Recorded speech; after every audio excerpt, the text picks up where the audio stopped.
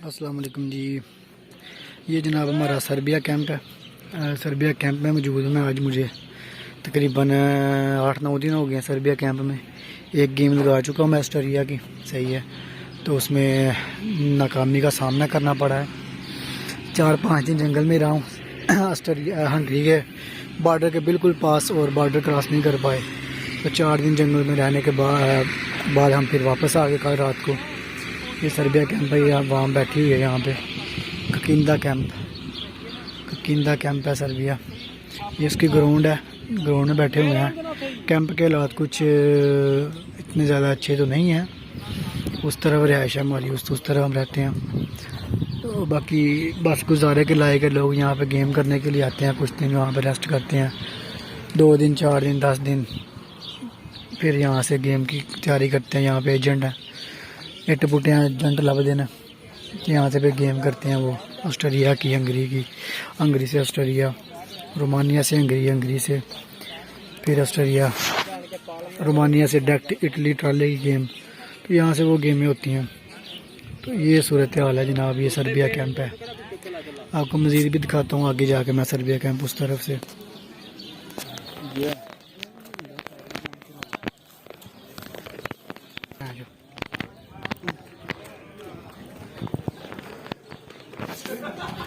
Serbia camp है।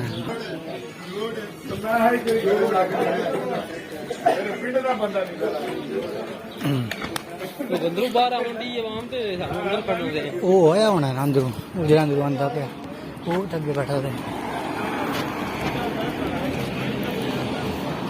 ये देखो जैसे झुग्गियाँ नहीं होती, ये 2 टेंट बने हुए हैं। इस टेंट के अंदर मैं रहता हूँ।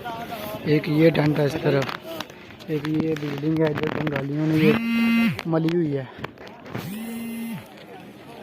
अस्सलाम वालेकुम जी, welcome back to my YouTube channel. क्या हाल है सबका? उम्मीद करता हूँ सब ठीक ठाक होंगे। अल्हम्दुलिल्लाह मैं भी ठीक ठाक हूँ।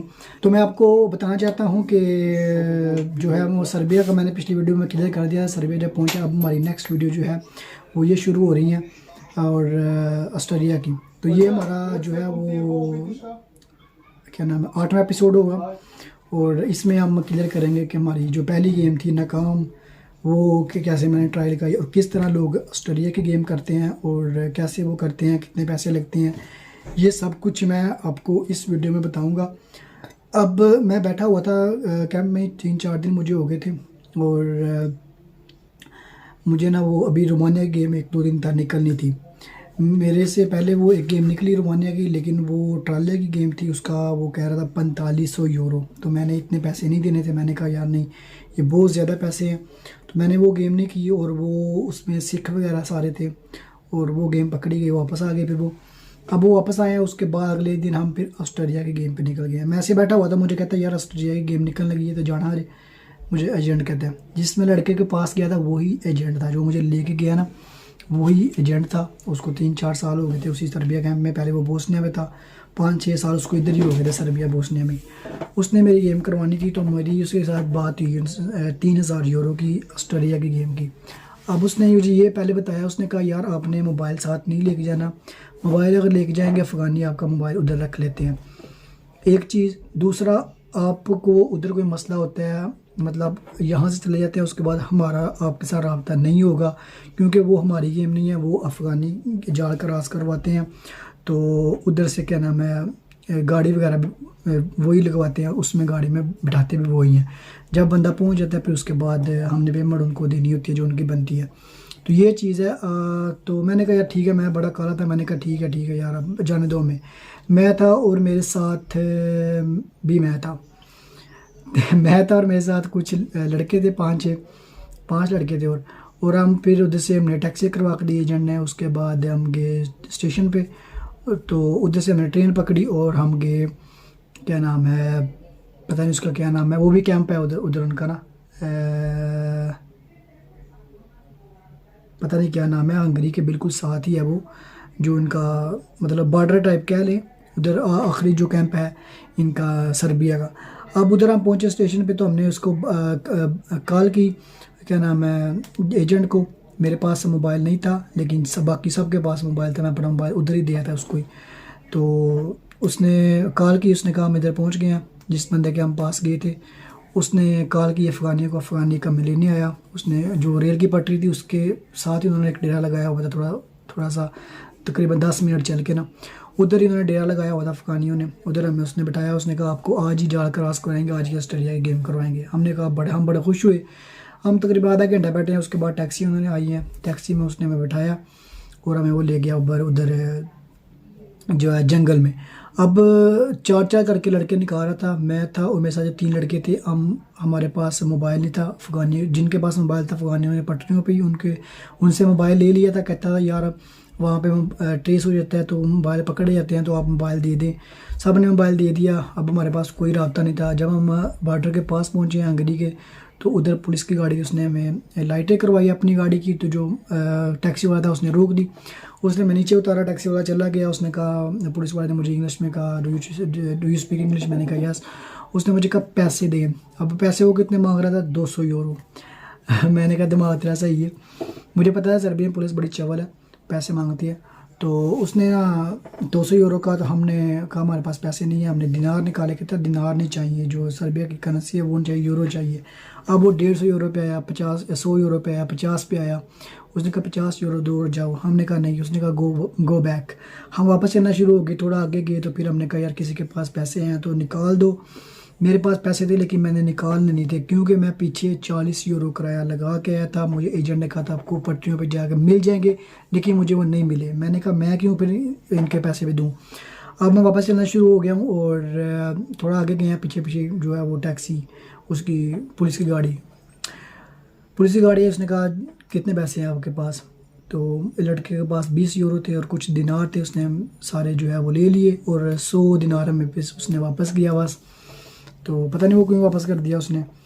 तो वो उसने कहा चलो जाओ। अब हम चलना शुरू हो गए हैं। आगे जंगल था और हमें समझ नहीं आ रहा था हम किधर जाएं।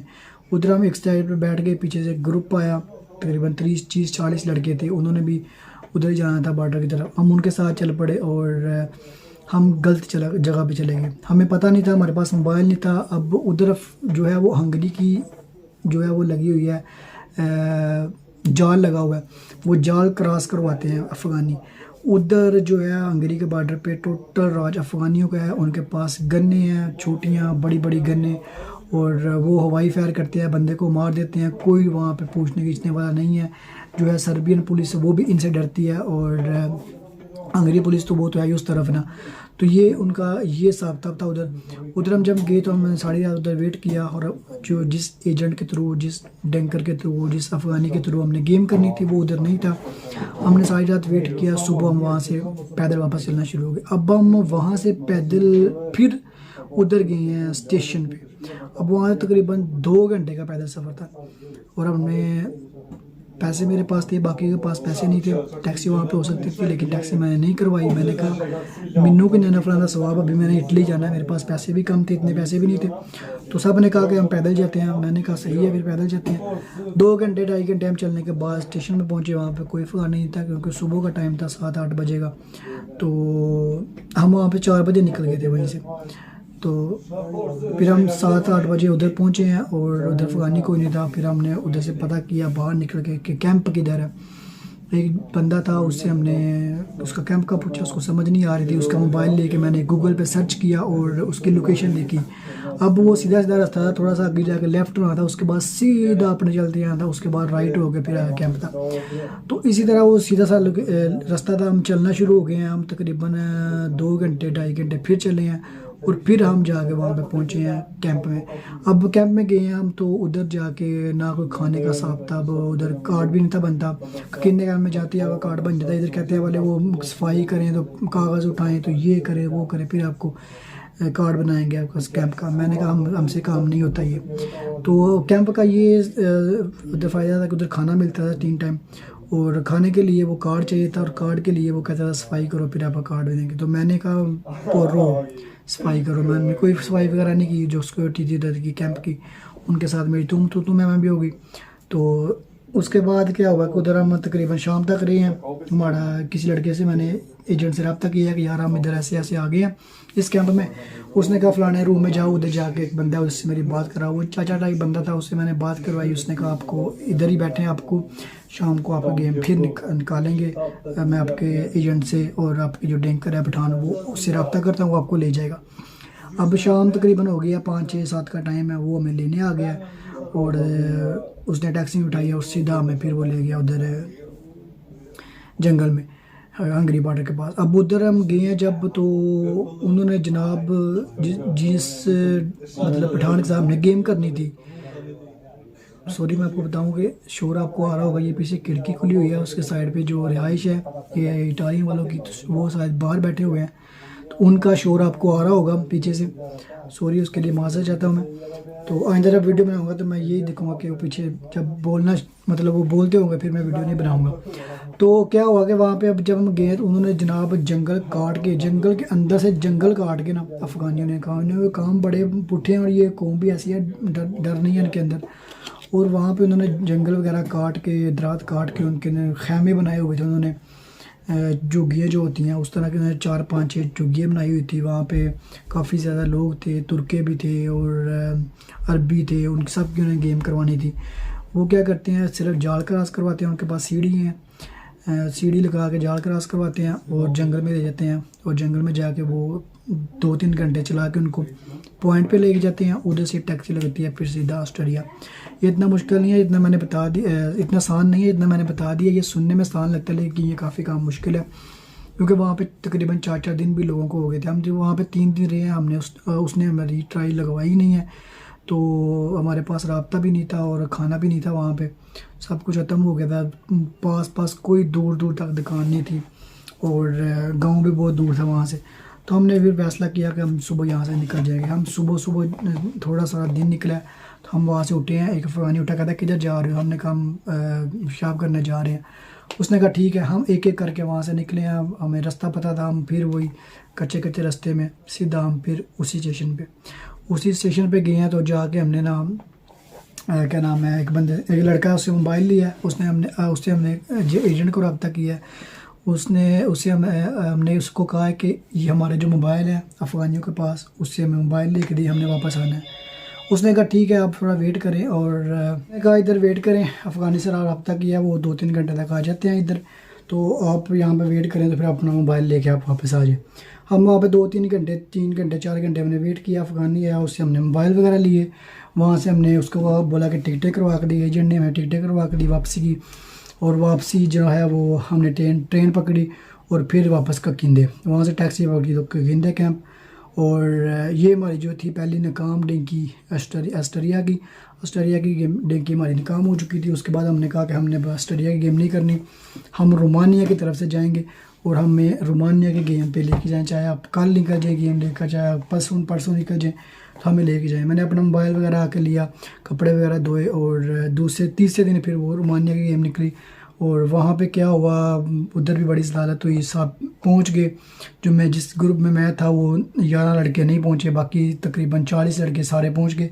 उसके साथ क्या हुआ उधर, और वो सब कुछ 3 ट्राइयाँ मैंने रोमानिया की लगाई, बहुत मुश्किल था वहाँ पे, सारे मेरी टांगे वगैरह छिल गई। तो फिर क्या हुआ वो आपको नेक्स्ट वीडियो में बताऊंगा। वीडियो काफ़ी ज़्यादा लंबी हो गई है। अब जो नेक्स्ट पार्ट होगा वो हमारी रोमानिया की गेम होगा, और जो उससे नेक्स्ट पार्ट होगा वो इंशाल्लाह इटालिया की गेम का होगा। और हमारे पास 2-3 वीडियो में हमारा जो है ये एपिसोड हमारे ख़त्म हो जाएंगे। तो अपना ख्याल रखिएगा, हमारे लिए दुआ कीजिएगा। मिलते हैं नेक्स्ट वीडियो में। अल्लाह निगहबान।